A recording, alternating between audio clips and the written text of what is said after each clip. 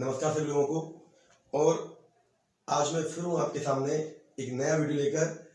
और ये वीडियो है बेसिक कॉन्सेप्ट ऑफ साइंस का, जो हमारा टॉपिक चल रहा था साइटोलॉजी। और साइटोलॉजी को मैंने आपको कहा था कि अपने आप में एक बहुत बड़ी ब्रांच है।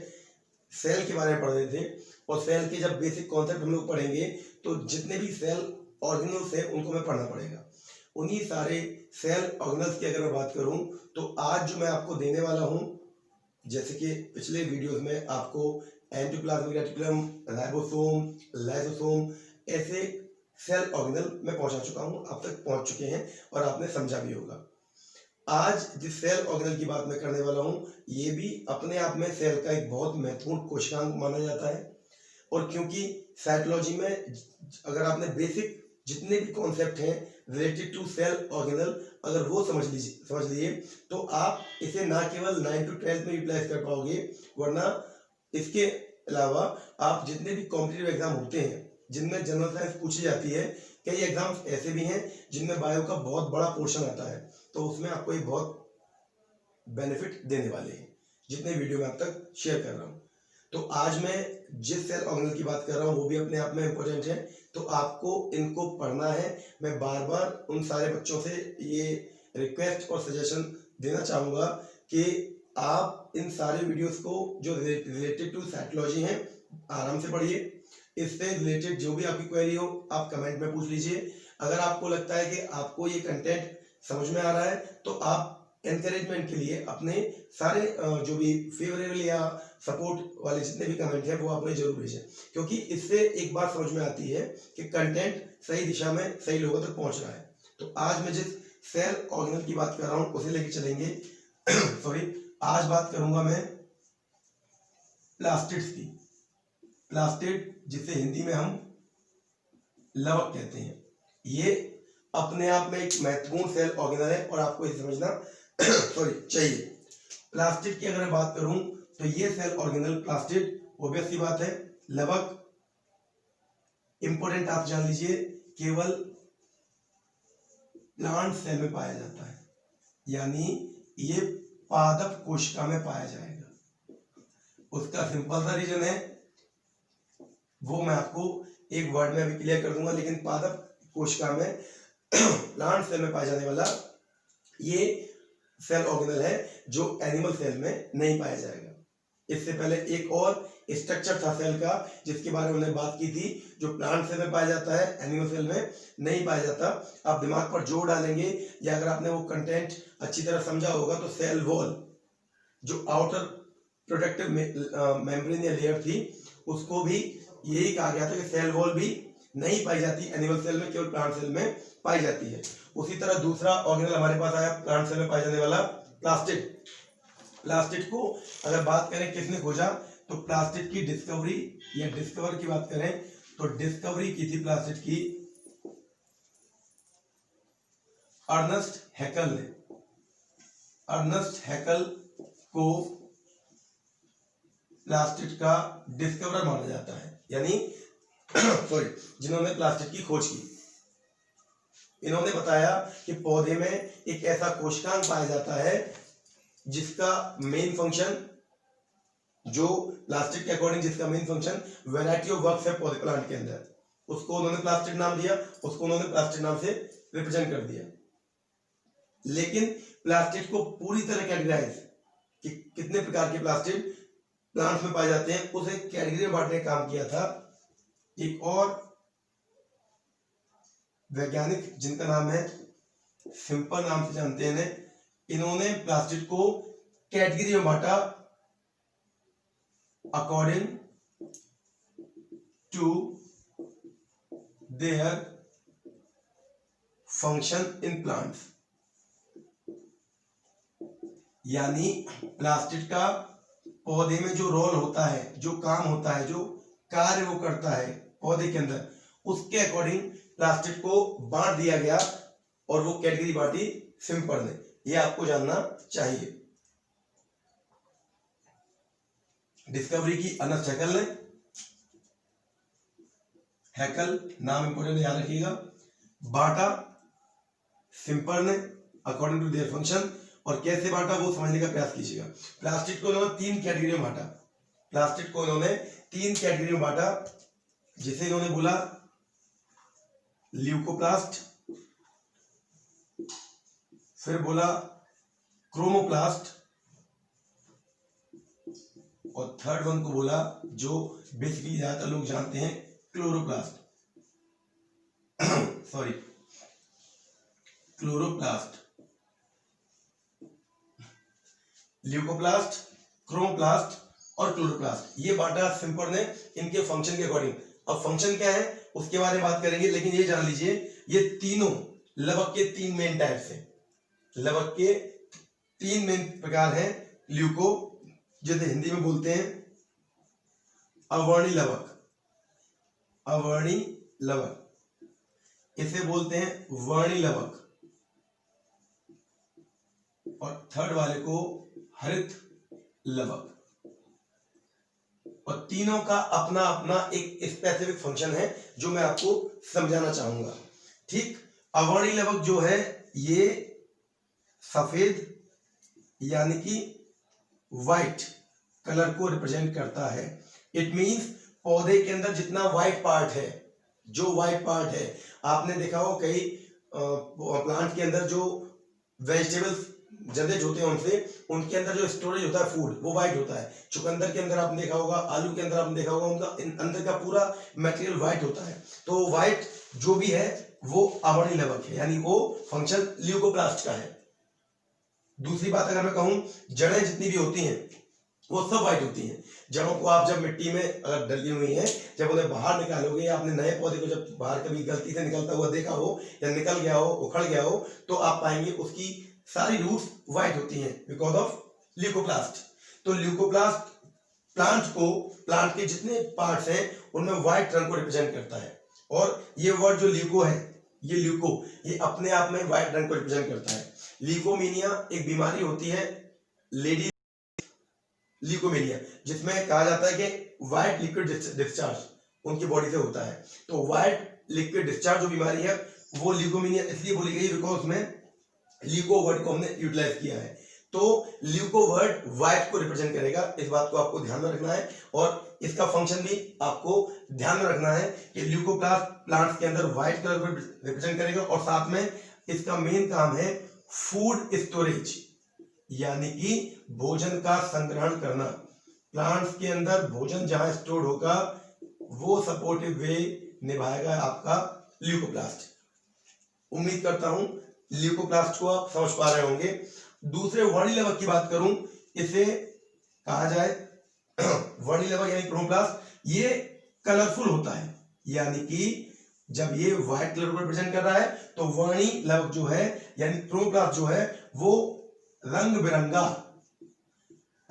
जो भी भाग है किसका, प्लांट का। और प्लांट का अगर मैं रंग बिरंगे भाग की बात करूं तो सारे फ्लावर्स उसके रंग बिरंगे होते हैं, सारे फ्लावर्स, उसके फ्रूट्स रंग बिरंगे होते हैं। तो फ्लावर्स को और फ्रूट्स को जो कलर देने का काम करता है वो काम करता है क्रोमोप्लास्ट। और ये इसका इंपॉर्टेंट काम क्यों माना जाता है, एक बहुत बड़ी प्रक्रिया है जिसे हम बोलते हैं पॉलिनेशन, परागण। परागण मीन्स जिसके माध्यम से एक पौधे के बीच एक स्थान से दूसरे स्थान पर पहुंचते हैं। तितलियों को अट्रैक्ट अपनी ओर करना, इंसेक्ट को अपनी ओर बुलाना, ये सब ये करवाता है। अगर फूल कलरफुल ना हो तो पौधे के चारों ओर तितलियां या छोटे छोटे इंसेक्ट ना मंडराए, ना वो मंडराएंगे, ना वो उस पर आकर बैठेंगे, ना उसके बीजों को लेंगे और दूसरी जगह छोड़ेंगे। ये प्रक्रिया आप लोग जानते होंगे। इस तरीके से एक पौधे के बीच एक स्थान से दूसरे स्थान पर पहुंचते हैं। तो ये सपोर्ट, वैसे तो सपोर्ट बता दिया मैंने, कलर स्टोरेज, बाकी ये पॉलिनेशन में भी फेवर करता है, परागण में भी फेवर करता है। कौन? क्रोमोप्लास्ट। जैसा मैंने आपको बताया अभी, मेन फंक्शन मानिए कलर स्टोरेज, पिगमेंट स्टोर करता है, रंग को स्टोर करता है अपने अंदर, बाकी पॉलिनेशन में भी सपोर्ट करता है आपका क्रोमोप्लास्ट।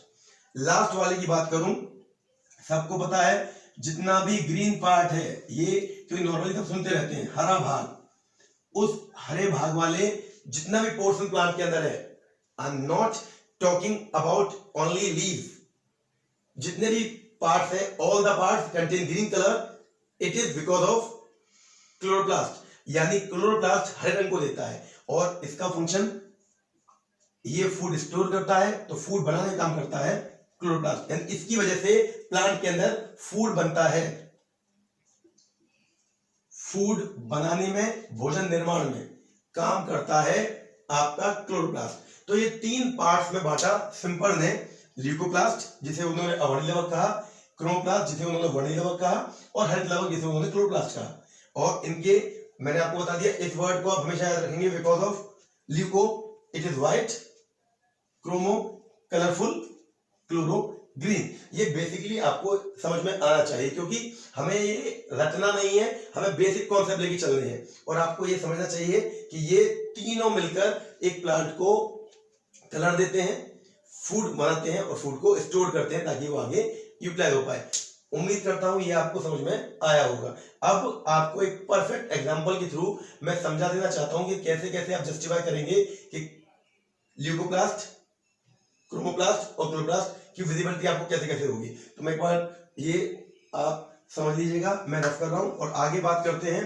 एक एग्जांपल से मैं आपको बताऊं इन तीनों लवक को आप कैसे पहचानेंगे या कैसे समझ पाएंगे। जैसे मैंने अभी एग्जांपल दिया, आपको जड़ को देखना है, व्हाइट होती है because of leucoplast, flowers fruits colourful होते हैं बिकॉज ऑफ क्रोमोप्लास्ट, और पत्तियों के साथ पौधे का जितना भी हरा भाग होता है बिकॉज ऑफ क्लोरोप्लास्ट। अब समझिए, आपने टमाटर देखा होगा, टोमेटो, अगर किसी ने इसका बारीकी से ऑब्जर्वेशन किया हो या कभी नजर में आया हो, तो स्टार्टिंग में इसका रंग कैसा होता है जब ये स्टार्ट हो रहा होता है, जब ये प्लांट के ऊपर छोटे पौधे पर आया होता है, तो अगर देखा हो तो वो होता है व्हाइट।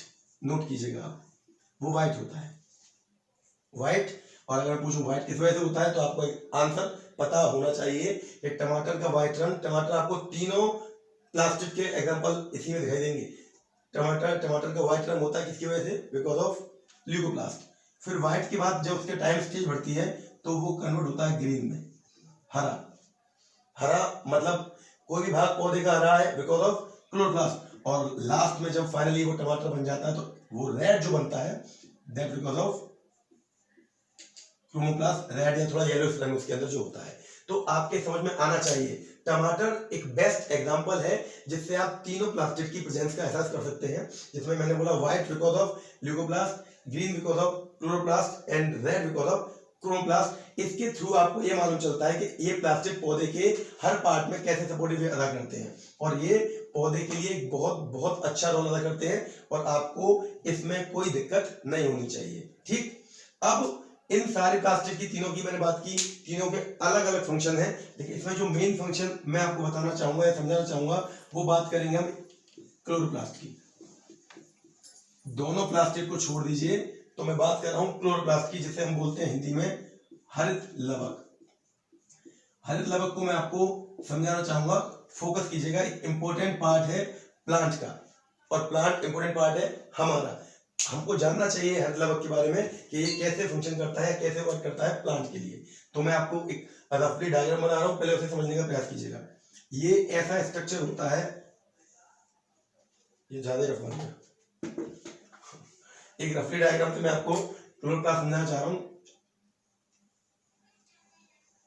अरे यार, ठीक, ये स्ट्रक्चर है कोई, ये डबल लेयर होता है, यानी ये दोहरी लेयर से मिलकर बना होता है। ठीक, दोहरी लेयर होती है, डबल लेयर। साथ में इसके स्ट्रक्चर में आपको ऐसी ढेरी ढेरी ये पायल, सिक्के के ऊपर रख दो, सिक्के को अगर के ऊपर रख दो तो आपको ये नजर आएगा, ऐसी ढेरियां आपको दिखाई देंगी। ये ढेरियां, ये जैसे सिक्कों को आप एक के ऊपर लगाते जाओ, आपको ऐसी ढेरियां नजर आ जाएंगी। ये ऐसी ढेरियां इसके ऊपर होती हैं और ये आपस में अटैच होती हैं ऐसे, और कुछ ऐसे करके इसके अंदर लिक्विड भरा होता है पूरे में, पूरे क्लोरोप्लास्ट में। अब आप इसे समझने का प्रयास करेंगे। मैं क्या आपको बताना चाह रहा हूं with the help of rough diagram. Double layer वाला है, ये क्लियर हो गया, दोहरी झिल्ली का आवरण होता है। तो अगर मैं स्ट्रक्चर की बात करूं तो क्लोरोप्लास्ट कंटेन डबल मेम्ब्रेन, दोहरी झिल्ली या दोहरा आवरण। ठीक, आउटर एंड इनर। जो आप ये देख रहे हैं ये सिक्के, तो ये सिक्के जब एक के ऊपर रख जाते हैं तो इस पूरी ढेरी को, ये पूरी ढेरी जो बनी, ये पूरी ढेरी जितनी भी इसके अंदर है, इस पूरी ढेरी को बोलते हैं ग्रेनम। ग्रेनम समझेंगे, इसे बोलते हैं ग्रेनम। यानी क्लोरोप्लास्ट के अंदर जो सिक्के की ढेरी नुमा स्ट्रक्चर है उसे ग्रेनम कहा जाता है। और जो लिक्विड भरा हुआ है, इस लिक्विड को बोलते हैं मैट्रिक्स। मैट्रिक्स, और इसके अंदर इसे स्ट्रोमा नाम दिया जाता है, क्योंकि मैट्रिक्स तो माइटोकॉन्ड्रिया में भी होगा, यानी जितने लिक्विड है वो कॉमन नाम उनका मैट्रिक्स है। इसके अंदर इसे स्ट्रोमा कहा जाता है, इसके अंदर क्लोरोप्लास्ट के अंदर जो लिक्विड भरा हुआ है। अब अगर बात करूं, ये ढेरी जो बनी है, ढेरी जितनी बनी हुई है, इस ढेरी के जो एक सिक्का है, एक ये सिक्का मान लो, ये एक सिक्का, इस एक सिक्के वाली रचना को बोलते हैं थाइलेकॉइड। उम्मीद करता हूं जो समझा रहा हूं समझ पा रहे होंगे। और ये इसकी इनर आउटर मेम्ब्रेन, ये इनर सॉरी ये अंदर वाली इनर मेम्ब्रेन, और बाहर वाली ये आउटर मेम्ब्रेन। तो ये आपका एक नॉर्मल रफली स्ट्रक्चर है या रफ स्ट्रक्चर है क्लोरोप्लास्ट। क्लोरोप्लास्ट का ग्रेनम, स्ट्रोमा या matrix, thylakoid, outer membrane, inner membrane. अब इसे समझने का प्रयास करेंगे, समझिएगा। अब क्योंकि सबको पता है पौधे का रंग हरा होता है क्लोरोप्लास्ट में पाए जाने वाले क्लोरोफिल की वजह से, तो आप समझने का प्रयास कीजिएगा। जो ग्रेना है, जिसे मैंने ग्रेनम बोला, ये एक ग्रेना, एक ढेरी ग्रेनम, और जब सारी ढेरी को मैं कंबाइंड फॉर्म में बोलूं तो ग्रेना कहते हैं, यानी सिंगुलर ग्रेनम, और ये सब मिलके बनते हैं प्लूरल ग्रेना। समझ पा रहे होंगे, एक ढेरी, दो ढेरी, तीन ढेरी, चार ढेरी, पांच ढेरी, मैक्स 10, 11, 12 जितनी ढेरी है, जितनी पाइल ऑफ कॉइन्स हैं, वो पाइल जो है, जो ढेरी है, वो कहलाती है सब मिलकर ग्रेना, और सिंगुलर यूनिट ग्रेनम। जो liquid matrix, single coin, thylakoid. और अब मैं जो बताना चाह रहा हूं समझेंगे आप। इसके अंदर जो प्रकाश संश्लेषण की प्रक्रिया यानी फोटोसिंथेसिस जो होता है, जिससे पौधे का भोजन बनता है, तो हमने अभी पढ़ा था क्लोरोप्लास्ट का मेन फंक्शन होता है प्लांट का भोजन बनाना। तो वो फोटोसिंथेसिस जो होता है वो कहाँ होता है? वो होता है क्लोरोप्लास्ट में। अगर कोई आपसे पूछता है कि फोटोसिंथेसिस कहाँ होता है, तो फोटोसिंथेसिस कहाँ होगा? वो होगा आपका क्लोरोप्लास्ट में, क्लोरोप्लास्ट में। ठीक, अब पूछा जाए क्लोरोप्लास्ट के किस भाग में, तो आप पर आंसर होना चाहिए वो होगा क्लोरोप्लास्ट के ग्रेनम में, क्लोरोप्लास्ट के ग्रेनम में। ठीक, अभी मैं आपको तो क्या समझा? क्लोरोप्लास्ट में होता है। अब क्लोरोप्लास्ट के अंदर जाएंगे तो क्लोरोप्लास्ट की ग्रेनम में होता है। अगर और अंदर चले तो ग्रेनम का एक पार्ट है जो मैंने बोला सिक्के नुमा structure, single unit, thylakoid, thylakoid में होता है। यानी प्रकाश संश्लेषण की प्रक्रिया क्लोरोप्लास्ट के ग्रेनम में, ग्रेनम के अंदर थैलेकॉइड में, और थैलेकॉइड के स्ट्रक्चर पर अगर आप देखोगे कुछ दाने दाने दाने दाने यहाँ पाए जाएंगे, जो मैंने रिप्रेजेंट नहीं किए, लेकिन क्योंकि वो माइक्रोस्कोपिक है, यहाँ दाने दाने रचना पाई जाती है, उसे बोलते हैं क्वांटासोम, क्वांटासोम, क्वांटासोम में। ठीक, अभी और अंदर चलते हैं। हम आए क्लोरोप्लास्ट में, उसके बाद उसके ग्रेनम में गए, ये ढेरी में, ढेरी के अंदर एक सिक्के में गए थैलेकॉइड में, थैलेकॉइड के ऊपर आए, उसमें हमने देखा क्वांटासोम, और क्वांटासोम के भी अंदर गए तो मिला हमें क्लोरोफिल, क्लोरोफिल। कुल मिलाकर जवाब बनता है ये कि अगर फोटोसिंथेसिस की प्रक्रिया कहां होती है तो वो होती है क्लोरोफिल में, या चाहो तो वो क्लोरोप्लास्ट में। क्लोरोप्लास्ट के अंदर कहां होती है? क्लोरोप्लास्ट के अंदर वो ग्रेनम में होती है। ग्रेनम के अंदर कहां होती है? ग्रेनम के अंदर वो थैलेकॉइड में होती है। थैलेकॉइड के अंदर क्वांटासोम, और क्वांटासोम में है क्लोरोफिल, जो पत्तियों को हरा रंग देता है। इतना आपके समझ में आना चाहिए। जो मैं आपको बताना चाह रहा हूं, फोटोसिंथेसिस की प्रक्रिया इस तरह आपके समझ में आ गई, वो ग्रेनम में पूरी होती है। अब क्वेश्चन कैसे पूछा था वो समझिएगा। प्रकाश संश्लेषण की प्रक्रिया, द प्रोसेस ऑफ फोटोसिंथेसिस, दो चरणों में पूरी होती है, मतलब इसके 2 स्टेप्स होते हैं। एक को बोलते हैं फोटो एक्ट फर्स्ट, एक को बोलते हैं फोटो एक्ट सेकंड।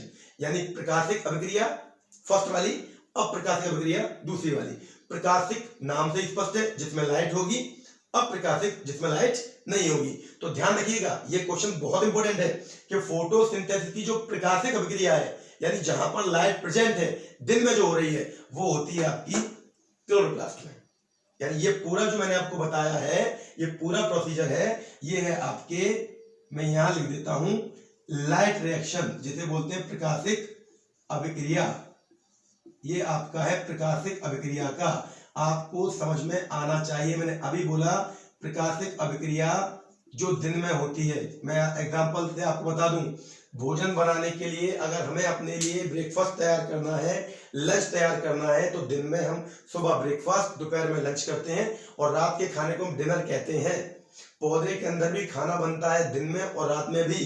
तो दिन में जो खाना बन रहा है पौधे के अंदर, वो बन रहा है उसके क्लोरोप्लास्ट के क्लोरोफिल वाले भाग में, जो मैंने अभी आपको समझाया, जिसे बोलते हैं प्रकाशिक अभिक्रिया।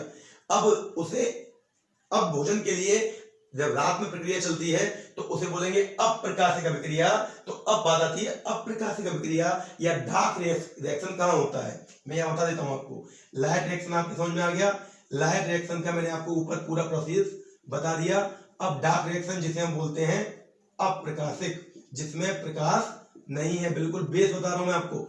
अप्रकाशिक अभिक्रिया कहां होती है, जब आप किसी को बताएंगे कि प्लांट के अंदर भोजन जो बनता है वो दो चरणों में बनता है, एक को बोलते हैं प्रकाशिक अभिक्रिया, एक को बोलते हैं अप्रकाशिक अभिक्रिया, यानी लाइट रिएक्शन और डार्क रिएक्शन। जब आप उसे बताएंगे लाइट रिएक्शन पूरा होता है भाई क्लोरोप्लास्ट में, तो उसका सवाल आपसे लाजमी एक होगा, तो डार्क रिएक्शन कहां होता है। तो ये आपको अब समझना है। डार्क रिएक्शन जो लिक्विड मैंने आपको बताया, जिसे हम स्ट्रोमा बोल रहे थे, तो डार्क रिएक्शन पूरा होता है स्ट्रोमा में। ठीक, समझ, आशा करता हूं समझ में आ रहा होगा आपकी।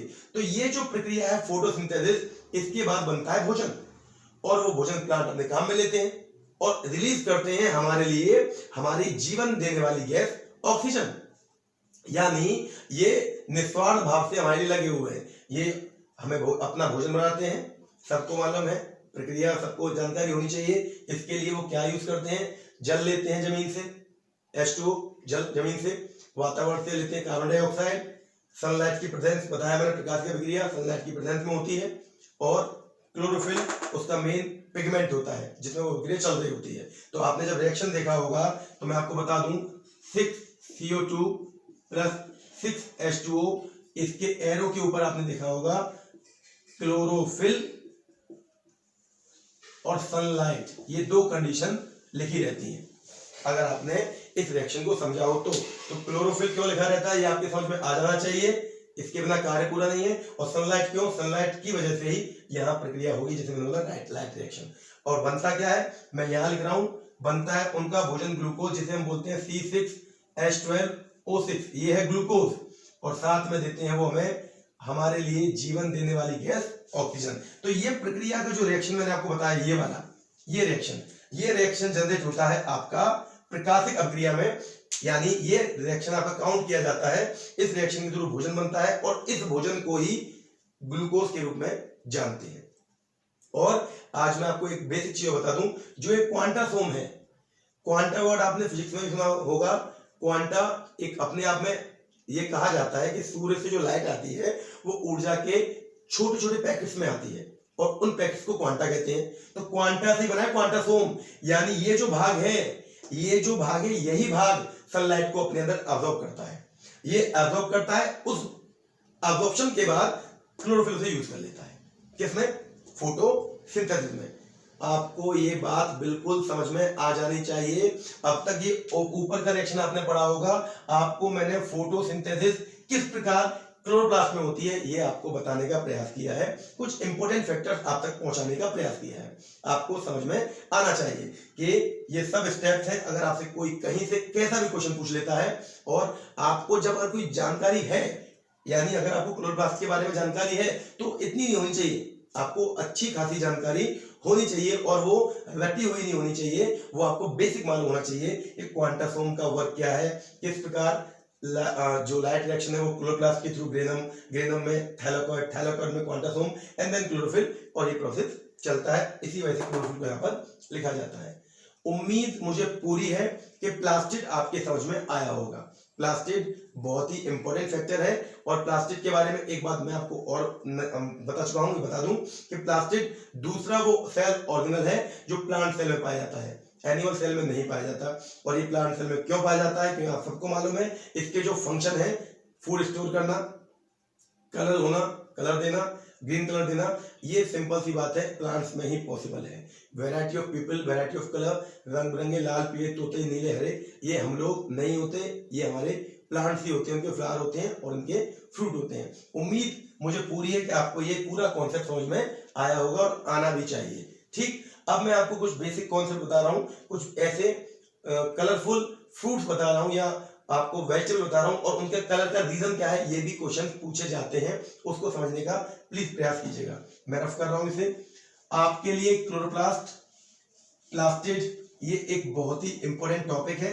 डायग्राम मैंने रफली बनाया है, लेकिन स्ट्रक्चर के अंदर मैं आपको एक चीज समझा दूं कि अगर आपसे कोई कहता है ह्यूमन स्केलेटन या ह्यूमन डाइजेस्टिव सिस्टम का डायग्राम बनाइए, तो आपसे वो ये जरूर जानना चाहेगा कि डाइजेशन की जो प्रोसेस है जहां से शुरू होती है और जहां खत्म होती है, मीन एडजेसेंट टू एक्सक्रीशन, वो सारे स्टेप अगर आपने सही दिखाए हैं उस डायग्राम में, आपने सलाइवा कहां से निकलता है, पेप्टिक जूस कहां से निकलता है, एचसीएल कहां निकलता है, लाइपेज, एमाइलेज, ये सारे एंजाइम कहां निकलते हैं, अगर उनकी लोकेशन सही दिखाई है और नाम सही दिए हैं, तो डायग्राम का खूबसूरत होना या बहुत सुंदर होना इतना बड़ा मायने नहीं रखता। मैं क्यों बताना चाह रहा हूँ, बायोलॉजी के स्टूडेंट को ये बात ध्यान में रखनी है कि हमारा मेन कॉन्सेप्ट होना है क्या, हमारा मेन कॉन्सेप्ट है कि हमें जानना चाहिए कहां से प्रोसेस होता है और किस तरीके से किन किन स्टेप्स में होता है, जबकि इसकी कोई नीड नहीं कि डायग्राम बहुत ज्यादा सुंदर होना चाहिए। तो मैं अपने लिए नहीं, सब बायोलॉजिकल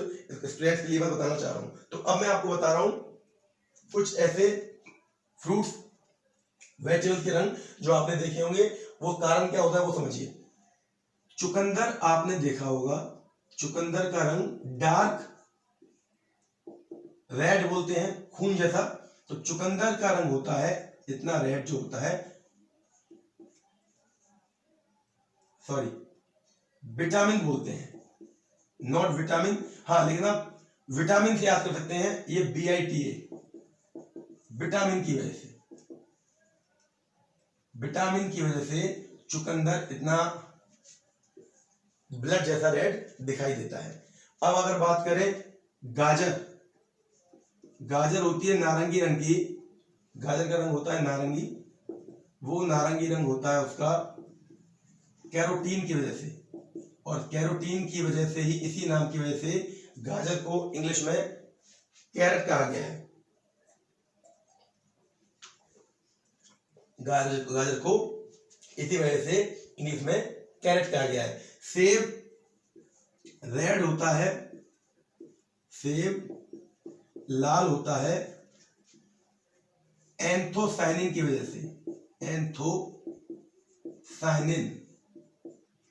सेब लाल होता है एंथोसाइन। पूछा जाता है ये कि सेब के लाल रंग का जिम्मेदार है, तो ये पदार्थ है, ये सब क्या है, ये सब क्लोरोप्लास्ट के अंदर है, ध्यान रखिएगा। क्रोमो के अंदर है, रंग देते हैं ये सारे पिगमेंट क्रोमोप्लास्ट में क्यों आते हैं, मैंने बोला कलर को पॉलिनेशन के लिए रखना या कलर देना, पिगमेंट को एब्जॉर्ब करना, ये सब क्रोमोप्लास्ट करता है, क्रोमोप्लास्ट, दैट्स व्हाई मैंने बोला। अब आपने देखिए हल्दी, हल्दी होती है पीली, और हल्दी का पीलापन होता है करक्यूमिन की वजह से, करक्यूमिन, हल्दी का पीलापन करक्यूमिन की वजह से। और ये आपको समझना चाहिए, बैंगन, बैंगन होता है नारंगी, and it is because of xanthocyanin, anthocyanin, और दैट इज जेंथोसाइनिन, जेंथोसाइनिन। समझ में आना चाहिए आपके जो मैं आपको बताना चाह रहा हूं।